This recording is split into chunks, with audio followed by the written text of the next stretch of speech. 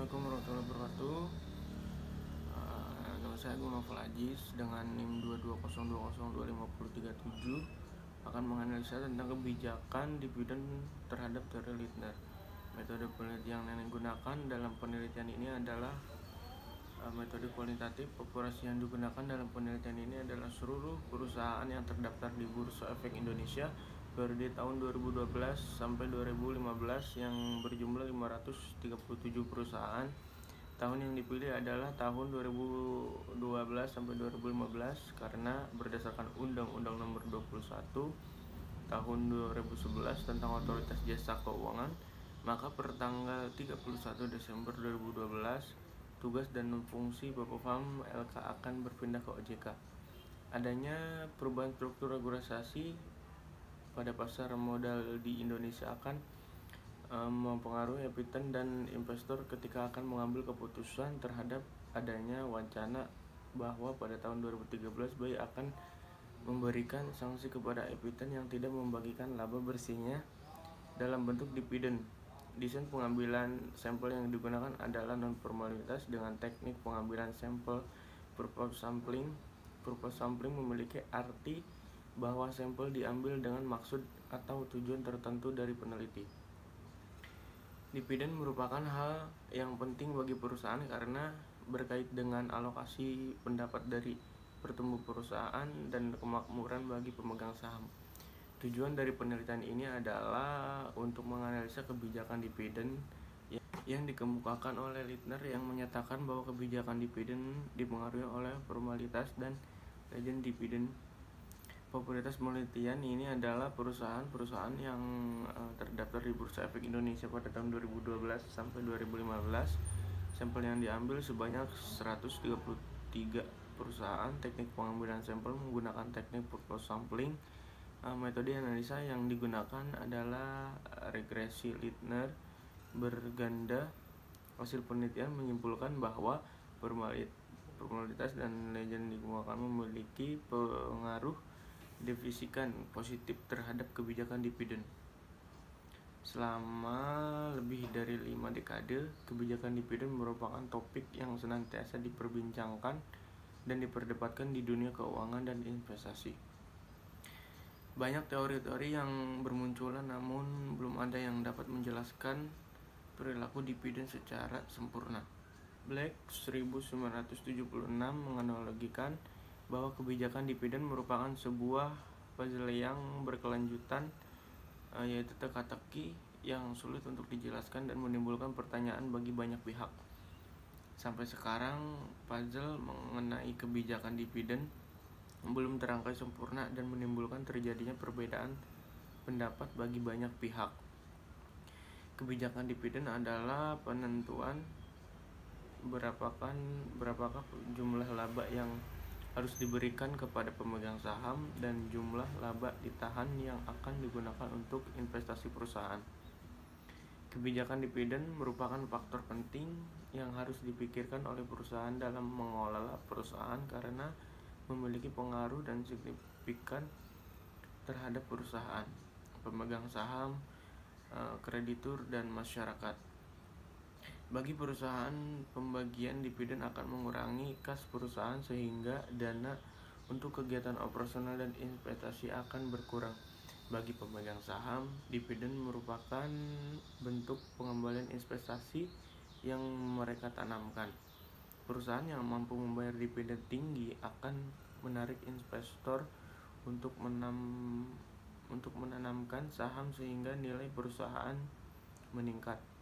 Bagi kreditur, dividen merupakan sinyal positif bahwa perusahaan mampu untuk membayar bunga dan pokok pinjaman. Masyarakat umum juga memandang bahwa perusahaan yang mampu membayar dividen adalah perusahaan yang memiliki kredibilitas baik. Para peneliti terdahulu telah mengembangkan beberapa model untuk menjelaskan perilaku dividen pada perusahaan. Beberapa model yang terkenal adalah model Lindner, model Brittain, model Bettit,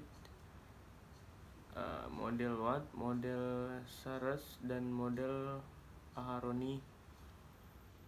menurut Gupita dan Bunga di tahun 2010. Dari sekian banyak model dividen tersebut, model Lindner dinilai sebagai model terbaik yang menggambarkan proses dalam menyusun kebijakan dividen perusahaan. Menurut Lindner, dividen merupakan fungsi dan probabilitas dan dividen tahun sebelumnya. Model dividen lebih merujuk kepada perilaku perusahaan agar membagikan dividen secara stabil. Dari komponen model Lindner inilah maka variabel profitabilitas dan dividen tahun sebelumnya akan diangkat dalam penelitian dan diteliti sebagai pengaruh terhadap kebijakan dividen di Indonesia.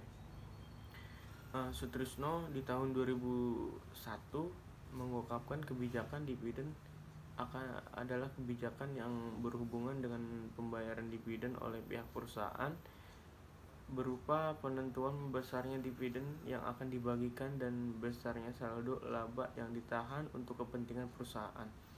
Apabila perusahaan memilih untuk membagikan laba dalam bentuk dividen, maka akan mengurangi sumber dana internal perusahaan. Sebaliknya, apabila perusahaan memilih untuk menahan laba yang diperoleh, maka kemampuan perusahaan untuk membentuk sumber dana internal perusahaan akan semakin besar.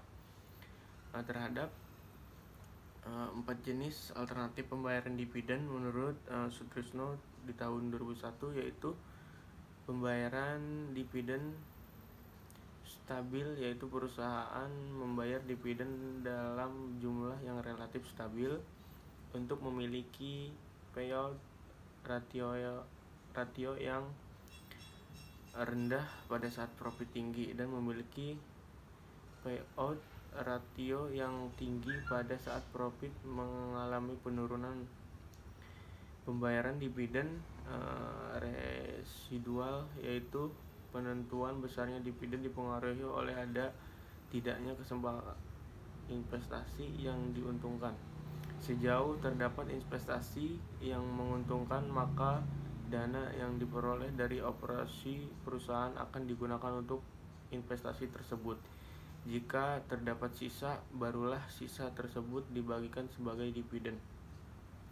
Jika diamati, maka akan terlihat bahwa suatu perusahaan membagikan dividen sangat banyak karena tidak ada investasi yang diuntungkan. Sedangkan ketika seluruh dana digunakan untuk investasi, perusahaan tidak membagikan dividen sama sekali. Pembayaran dividen dengan payout ratio yang konstan, yaitu perusahaan memilih untuk mempertahankan persentase payout atas laba yang konstan. Dengan demikian, apabila laba diperoleh berfluktuasi, maka dividen yang dibayar juga akan berfluktuasi. Pembayaran dividen reguler yang rendah disertai pembayaran ekstra, yaitu pembayaran dividen di mana perusahaan menetapkan jumlah rupiah minimal dividen per lembar saham tiap tahunnya. Dalam keadaan keuangan yang lebih baik, perusahaan akan membayar dividen ekstra di atas jumlah minimal tersebut. Dari keempat jenis alternatif pembayaran dividen tersebut, pembayaran dividen yang stabil banyak dilakukan oleh perusahaan karena dapat memberikan kesan atau sinyal kepada investor bahwa perusahaan mempunyai prospek yang baik di masa yang akan datang. Dapat mengatasi ketidakpastian dalam pikiran pemegang saham karena dividen yang stabil memiliki resiko yang kecil, membantu perusahaan dalam merencanakan alokasi anggaran perusahaan untuk beberapa tahun ke depan. Menarik investor institusional. Di beberapa negara terdapat ketentuan bahwa perusahaan asuransi, bank tabungan, dan dana pensiun hanya diizinkan menanamkan sahamnya pada perusahaan yang membayarkan dividen secara stabil. Profitabilitas telah digunakan di dalam penelitian sebelum sebagai indikator utama kemampuan perusahaan dalam membayar dividen. Terdapat bahwa profitabilitas adalah salah satu cara untuk mengetahui sampai sejauh mana tingkat pengembalian yang diperoleh dari aktivitas investasi. Dengan kata lain, bahwa probabilitas adalah tingkat kemampuan perusahaan untuk mencari keuntungan atau laba dalam suatu periode tertentu. Profitabilitas juga memiliki arti penting dalam usaha mempertahankan kelangsungan hidup perusahaan jangka panjang.